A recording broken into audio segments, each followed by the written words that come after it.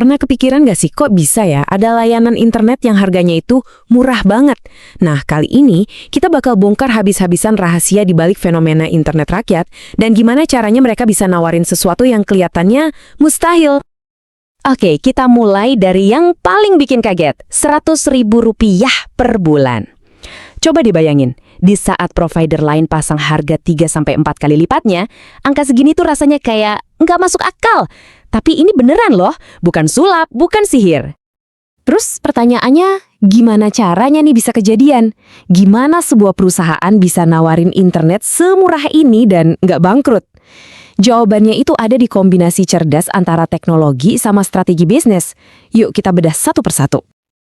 Petunjuk pertama, dan ini yang paling penting, adalah menghilangkan kabel.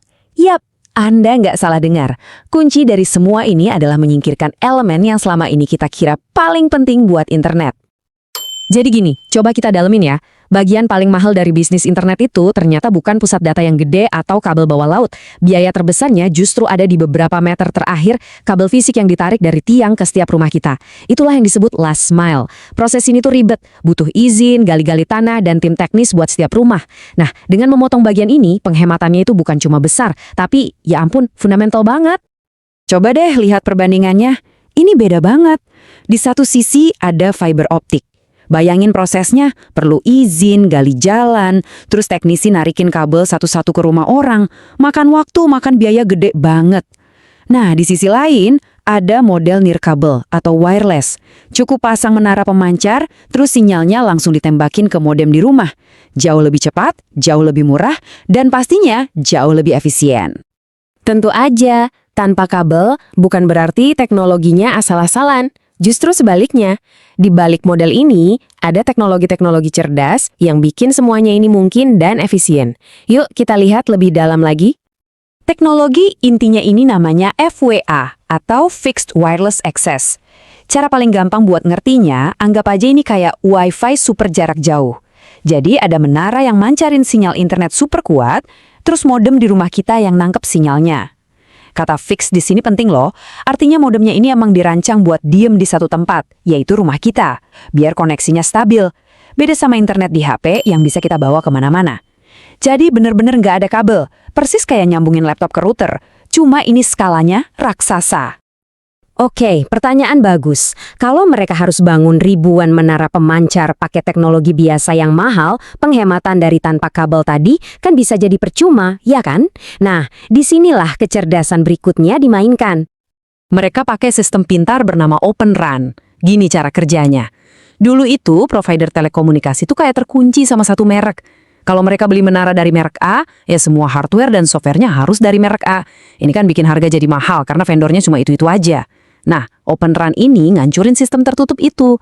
Dengan Open RAN, provider bisa ngerakit jaringannya persis kayak kita ngerakit PC. Bebas milih hardware terbaik dari satu vendor, software terbaik dari vendor lain. Fleksibilitas ini yang bikin biaya bangun infrastrukturnya jadi anjlok drastis.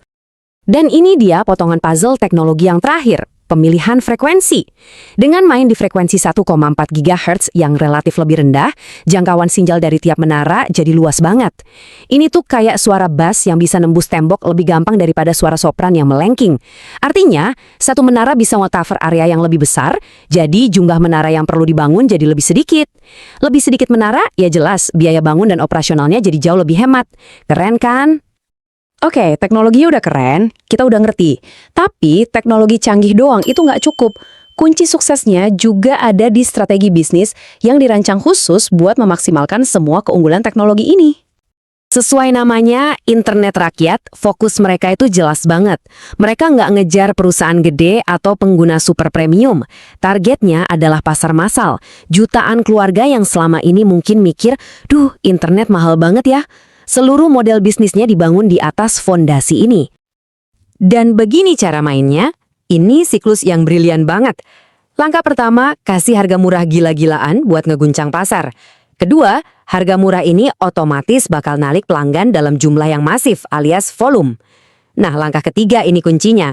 Meskipun untung per pelanggannya tipis banget, Tapi kalau dikalikan dengan jutaan pelanggan, total keuntungannya jadi signifikan banget. Ini permainan skala besar yang ujung-ujungnya juga sejalan sama misi pemerataan digital, menjangkau mereka yang selama ini belum terjangkau.